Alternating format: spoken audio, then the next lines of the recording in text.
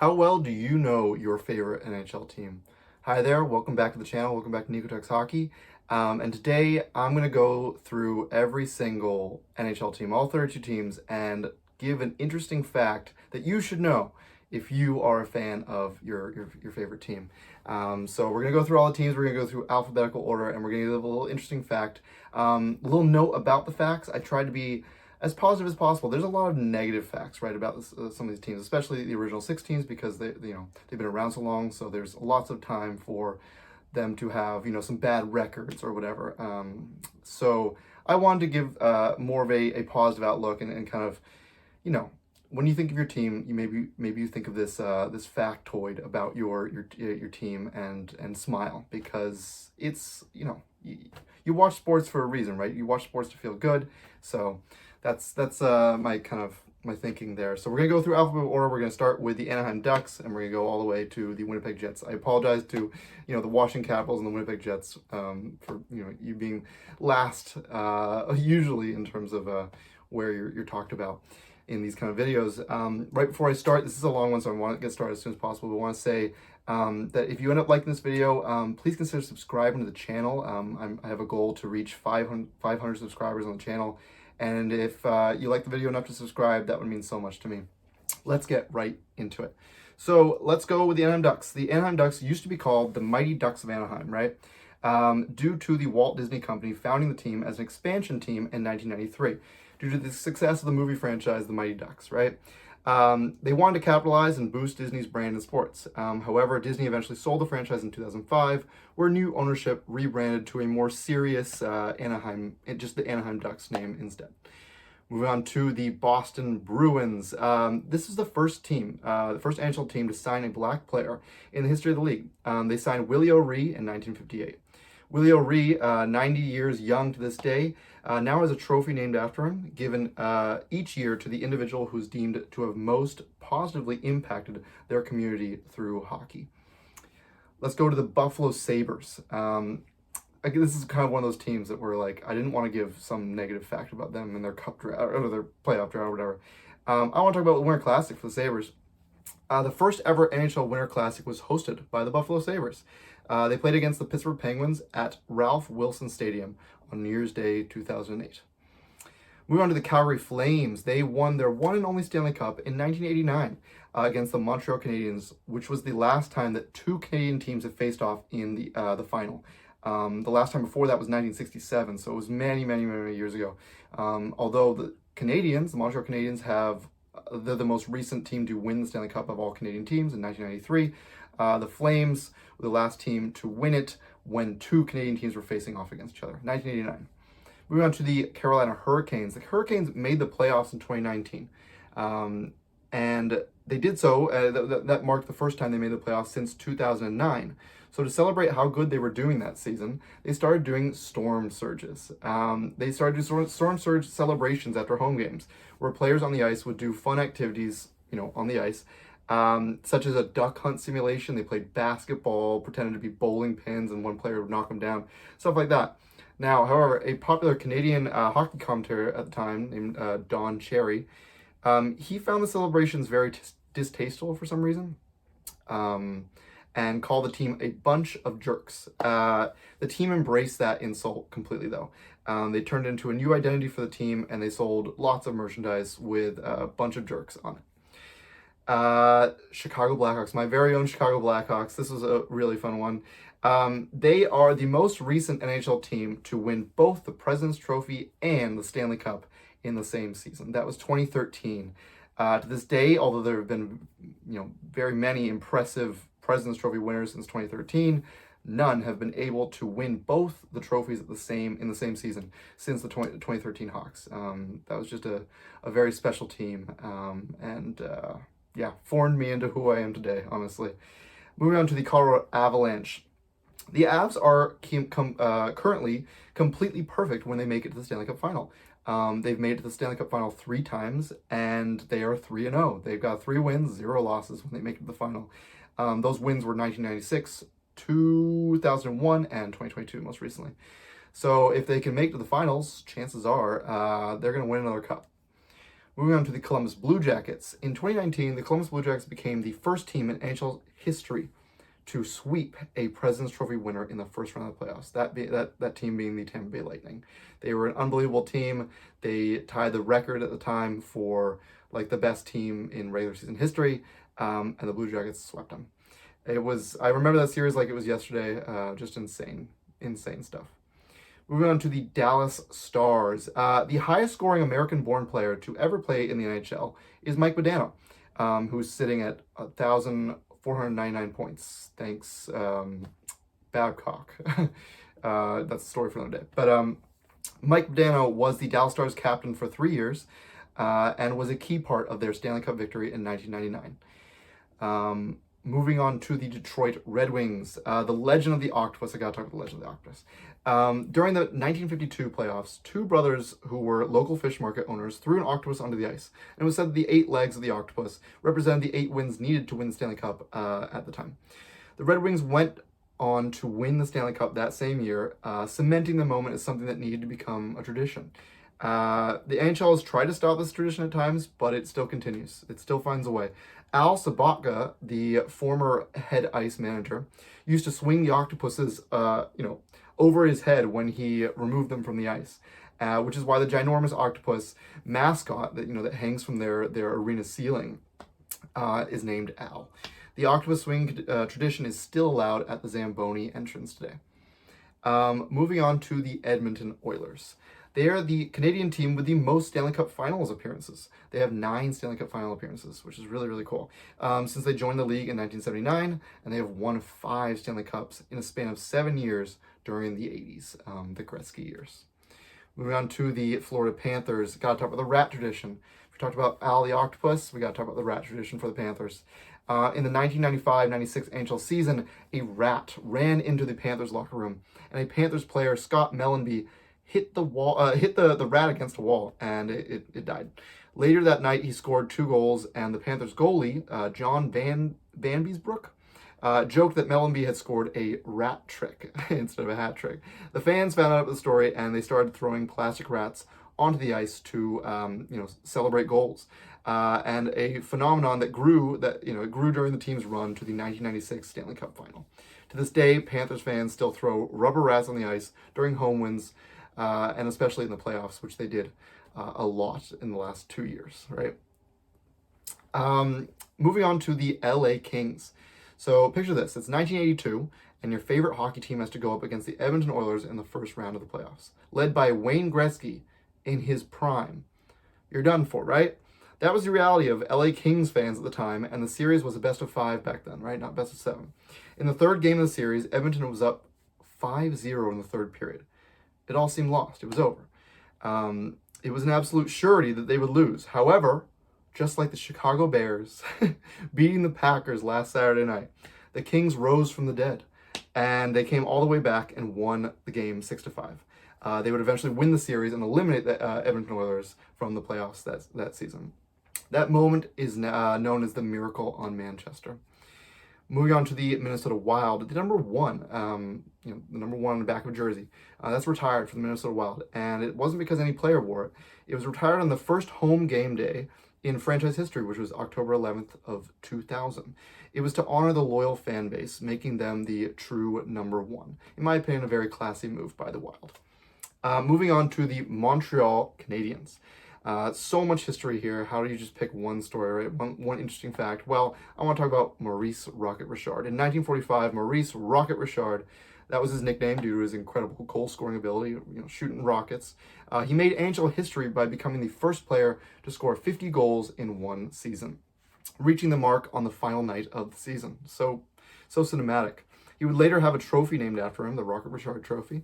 The trophy to this day is given every single season to the NHL player who scores the most goals in a single season. Moving on to the Nashville Predators. This one's really interesting to me. I've always found the origin behind the Predators' name and logo very interesting, right? When construction began on the Predators Arena, the Bridgestone Arena, actual fossilized remains were found of a saber-toothed tiger right there in downtown Nashville. The team's branding ties directly to this prehistoric discovery, making their name, logo, and mascot a piece of local history. Another team, the New Jersey Devils, that I really love where their name and logo origins happen to come from. They are based on the mythical Jersey Devil, which is a creature of legend said to inhabit the Pine Barrens. I'll also say, as an extra little factoid, that when the Devils won their 3 Stanley Cups, 1995, 2000, 2003, definitely a powerhouse team back then, the team became known for perfecting their defensive side of the game. And they perfected a strategy known as the neutral zone trap. Much of the chagrin of every other team in the league that the Devils beat during their reign. Truly a scary team back at the time. The New York Islanders. This one's easy. The first half of the 1980s in the NHL can be best described as the years of the Islanders dynasty. They won 4 straight Stanley Cups. From 1980 to 1983, and it has never been done again by another NHL team in history. During that time, from their dynasty years, they also created the record for the longest playoff series winning streak in professional sports history, not just hockey, not just NHL, professional sports history, at 19 playoff series won in a row. Crazy stuff from the Islanders. Moving on to the other New York team, the New York Rangers. The New York Rangers were the first USA NHL team to win the Stanley Cup. Doing so in 1928.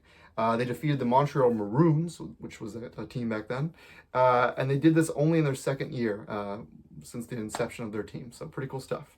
Moving on to the Ottawa Senators. These Senators have the number 8 retired. The reason being that it was for Frank Finnegan. So Frank was a member of the original Senators in the 1920s and a major figure in the campaign to bring an NHL franchise to Ottawa. He was scheduled to drop the puck in their inaugural game, but he passed shortly before he was able to. Instead, Frank's son took his place and dropped the puck for him, and the jersey number was retired to honor Frank. There is even a street near the Senators Arena that is named after Frank Finnegan as well. Moving on to the Philadelphia Flyers, they have the honor of being the very first NHL expansion team to win the Stanley Cup. Their team was established in 1967. 6 teams. They were one of 6 teams to come into the league at that time when the NHL expanded from 6 to 12 teams. When they won in 1974, that began the era of the Broad Street Bullies, which they still have that nickname for them. The Flyers do. The hyper-physical Flyers would win back-to-back Stanley Cups in 1974 and 1975, and proved that expansion teams truly can have success in the league. Moving on to the Pittsburgh Penguins. You can't talk about the Pittsburgh Penguins without talking about Sid the Kid, Sidney Crosby. And in 2009, Sidney Crosby became the youngest captain to ever win the Stanley Cup at 21 years old and 10 months. They beat the Detroit Red Wings in 2009. The previous youngest captain to win the Stanley Cup, Wayne Gretzky, at age 23. Crazy stuff from Crosby. One of the very best players in NHL history. Moving on to the San Jose Sharks. How the San Jose Sharks became a team I thought was really interesting to me. Originally, this is how the story goes. Originally, the Minnesota North Stars were going to relocate to San Jose. The owners, the Guns, they claimed that they were losing money, as a lot of owners typically do. But the NHL denied the relocation, leading the owners of the North Stars to sell the team to, I will say this, an extremely incompetent man named Norm Green, but that is another story for another time. The owners, though, the Guns, they got a new franchise, an NHL franchise entirely. They sold the team and then got an entirely new franchise, which would become the San Jose Sharks. These days, I'd say that ownership of the Sharks is in a much better and more competent position. Moving on to the Seattle Kraken. So, although they haven't been around for too long yet, something that's quite interesting about the Kraken is that the team, the Seattle Kraken as a team, marks the return of hockey in Seattle, as there was a professional hockey team, not in the NHL, but a professional hockey team by the name of Seattle Metropolitans. The team folded in 1924. I, for one, am so glad to see hockey being played at the professional level again in Seattle. I think it's the perfect market for the sport. Moving on to the St. Louis Blues, I can't not talk about 2019, right? If you're a fan of the Blues, you know about 2019, right? But I just, you have to talk about it, right? So in 2019, the Blues pulled off one of the most insane feats I've ever seen in pro sports when they managed to come back from being the very worst team in the league at the halfway mark of the season to coming all the way back and miraculously winning the Stanley Cup by the end of that season. The turnaround started with a few catalysts, notably the hiring of Craig Berube as their coach. There was a fight that happened at one of the practices between two Blues players. And then, of course, unknown goalie at the time, Jordan Binnington, bursting onto the scene and becoming the legend in net that they needed to go all the way. Moving on to the Tampa Bay Lightning, in their inaugural 1992-93 season, they made headlines. But they signed Manon, I'm going to butcher this, but Manon Rhéaume as a goalie for them in preseason exhibition games, making her the first woman to play in a major North American professional sports league. To me, that's really cool stuff. Moving on to the Toronto Maple Leafs. The Toronto Maple Leafs are a team that is consistently laughed at for having a lot of negative, interesting facts about them, right? Such as their very long cup drought since 1967, right? However, I want to talk about Daryl Sittler. Daryl Sittler, an absolute Toronto legend, set the NHL record for the most points in a single game of hockey. It happened in 1976, and the record, which is 10 points, he got 10 points in a single game, still stands to this day. Moving on to the Utah Mammoth, the newest NHL team. The Utah Mammoth's name is owed to the fact that actual woolly mammoths during the Ice Age, they used to live in the area that is now known as Utah. Over the last 40 years, mammoth fossils have been uncovered all over the state. In 1988, the Huntington Mammoth was discovered, which was a nearly intact, full skeleton of a mammoth. I think it's very fitting, personally, that as the mammoth were a species that thrived in icy climates, so too can it thrive as a professional ice hockey team. Moving on to the last four teams here, we've got the Vancouver Canucks. There are so many people to hate from Canucks history, such as Mark Messier, especially, or the entire 2011 Boston Bruins team. But there are also so many people to absolutely love from Canucks history as well. With the team having franchise legends such as Pavel Bure, the Sedin twins, Marcus Naslund, but for me, I would say Roberto Luongo, who not only was the best goalie, in Vancouver's history, but the personality that he brought to the team, night in, night out, was something special. And as a Blackhawks fan, I'll never forget the amazing battles that the two teams would do during the 2010s, with Roberto Luongo at the center of all the animosity. But nowadays, I love the guy. I have no ill feelings towards him, or the Canucks for that matter, and can really appreciate how impactful he was for the Canucks and the larger NHL. Moving on to the Vegas Golden Knights. If we're talking about Vegas, we got to talk about the Misfits. The Golden Knights had 500-1 odds coming into their inaugural season in 2018, as nobody believed that they would be good, largely due to their roster being the so-called scraps of the rest of the league, the expansion draft and all that. However, the team embraced the identity of being a band of players that were cast out, misfits, so to speak, and the team went on to win their division and go all the way to the Stanley Cup final. They were ultimately bested by the Washington Capitals that season, but the Knights wouldn't have to wait long to win the whole thing, as they won the Stanley Cup in 2023 and have a lot of success in their short history as an organization. Speaking of the Washington Capitals and expansion teams as a whole, I think it's fun to talk about the complete reversal of start to an NHL franchise. Now, this is a little negative to start, but I promise it does get, there's a good end to this. The Capitals were the opposite of the Knights. They started horribly in terms of their inception as an NHL franchise. The Capitals owned the record for the worst season in NHL history in 1974 and 75. They got only 8 wins in their first ever season. Insane. When they got their first road win of the season, they actually celebrated by parading a garbage can around the ice rink. They took the long road, right, to expansion success, but it all changed when they got, in my humble opinion, one of the 5 greatest hockey players to ever play the sport in Alex Ovechkin, who now holds the title as the greatest goal scorer of all time, taking the title from Mr. Wayne Gretzky himself. And we're here with the last team, the Winnipeg Jets. Did you know that the Jets beat Russia once? You heard that right. In 1978, during the World Hockey Association era, the Jets took on the Soviet Union, their national team, in an exhibition match, and they won 5-3. At the time, the Soviets were considered the very best hockey team in the world.